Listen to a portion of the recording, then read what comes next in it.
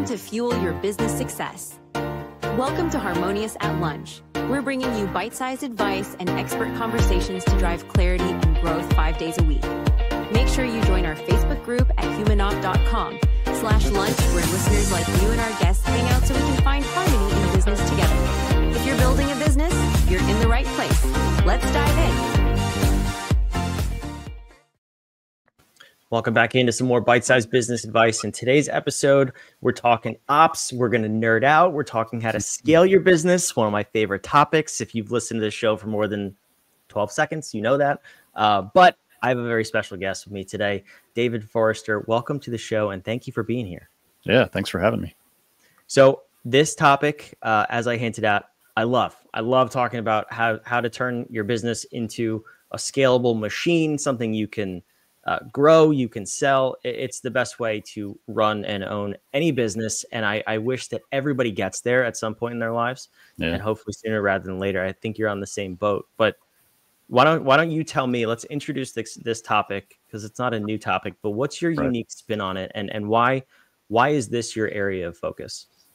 Yeah. So I love building relationship and community. And so I'm a people person. And one thing that I get really frustrated around, I work with contractors and trades and a lot in the green industry, and consistently hearing that there's just no good people to hire, and I can't get a good team. They don't have any common sense, blah, blah, blah, all the cliche stuff. Right.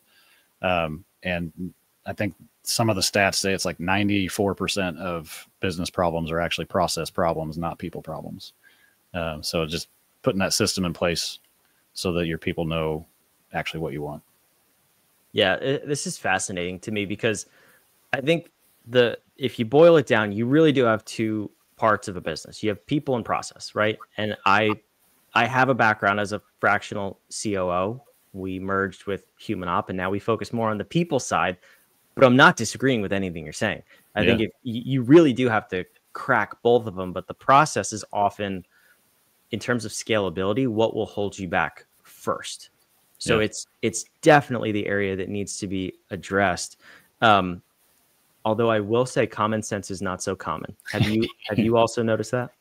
Yeah, I've got a unique perspective on that, of like everybody's background and like how you're trained as a kid, what you learn builds what your common sense is around. So it's hard to match somebody else's, but it is different today for sure. Yeah. We'll save that for a different. Yeah. That's a sidetrack. But anyway, so let's dive into the process part, because you specialize in the trades.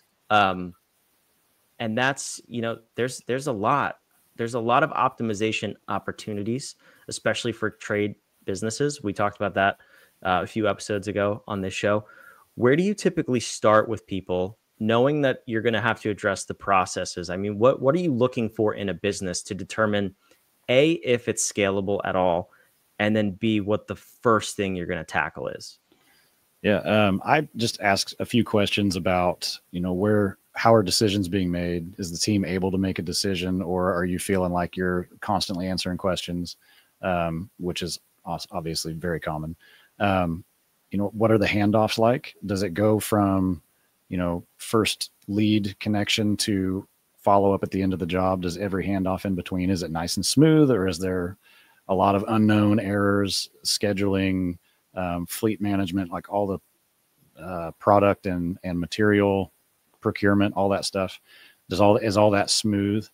And really those two first areas are probably going to blow up in the conversation. And so that's usually where we start, is decision-making frameworks and handoff templates.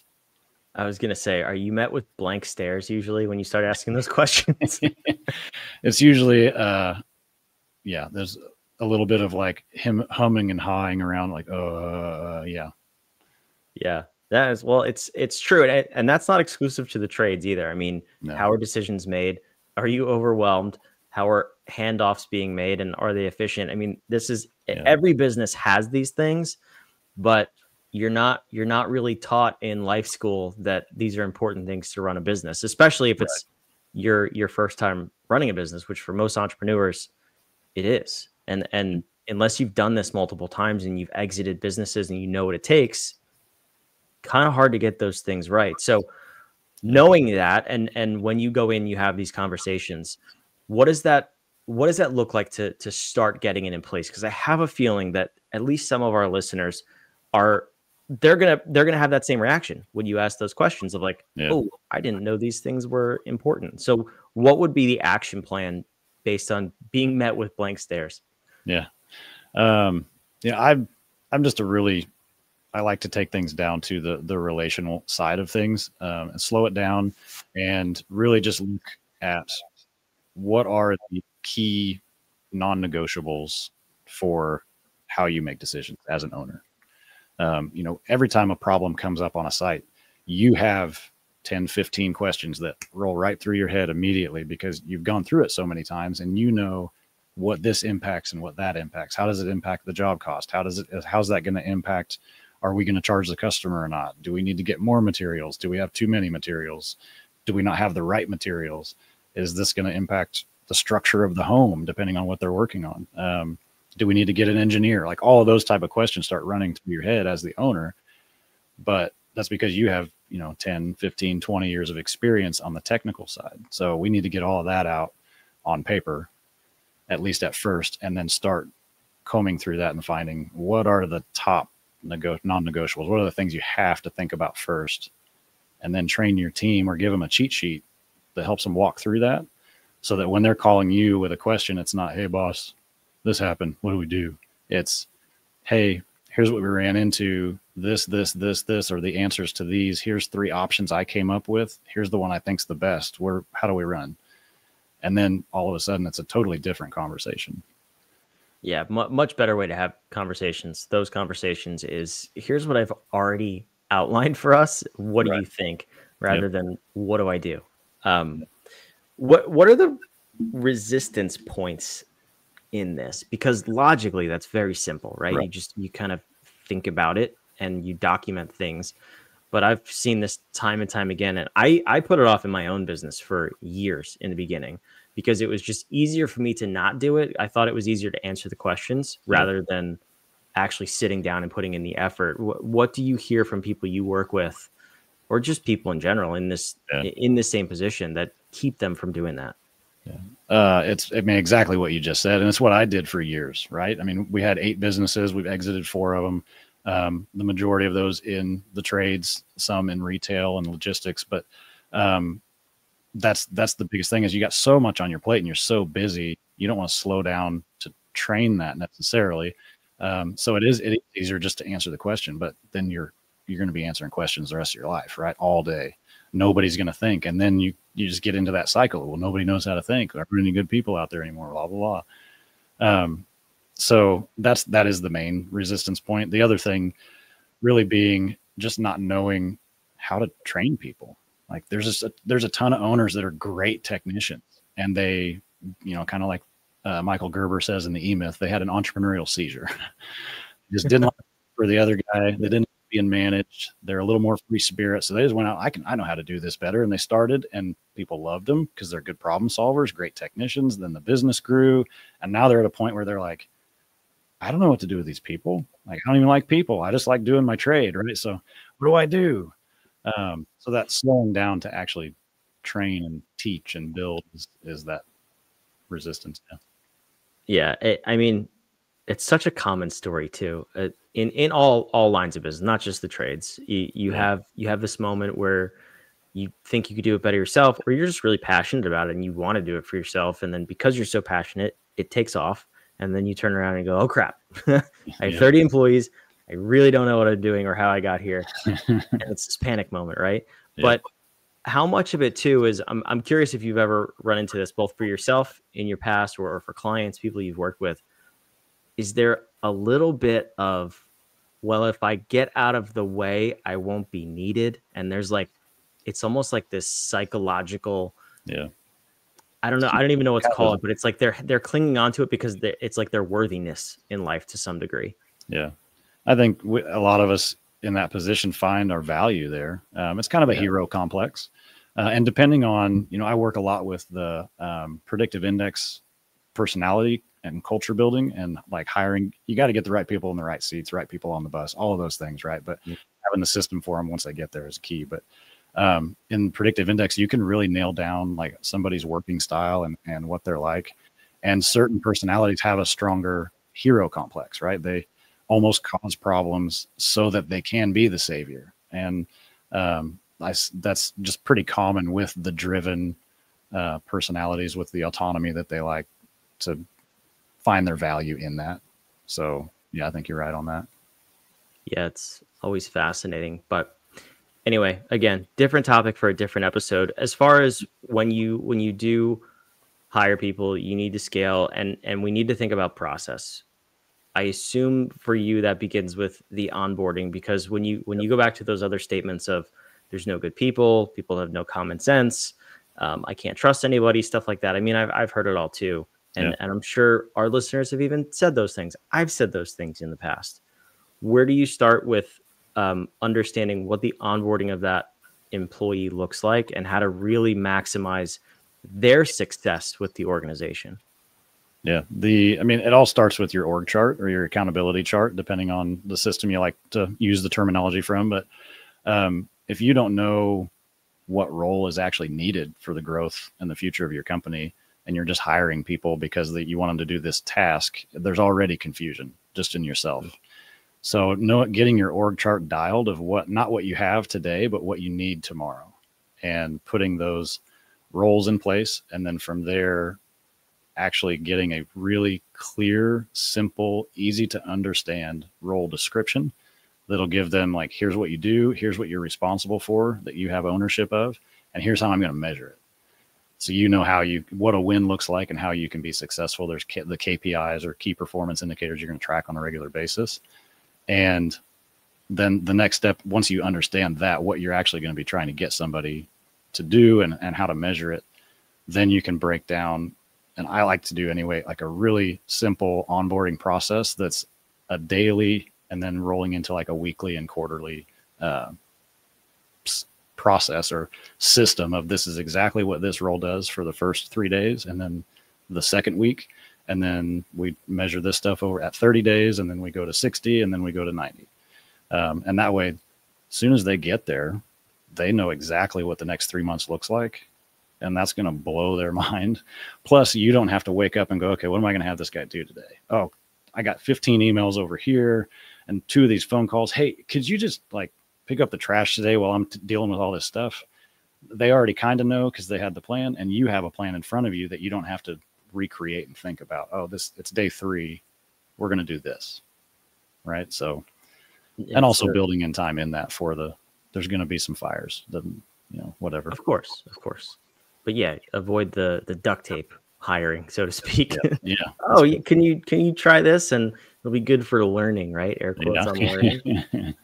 I love that. So then let's say that's the ideal scenario is you get to onboard a new person and you have this plan clearly laid out.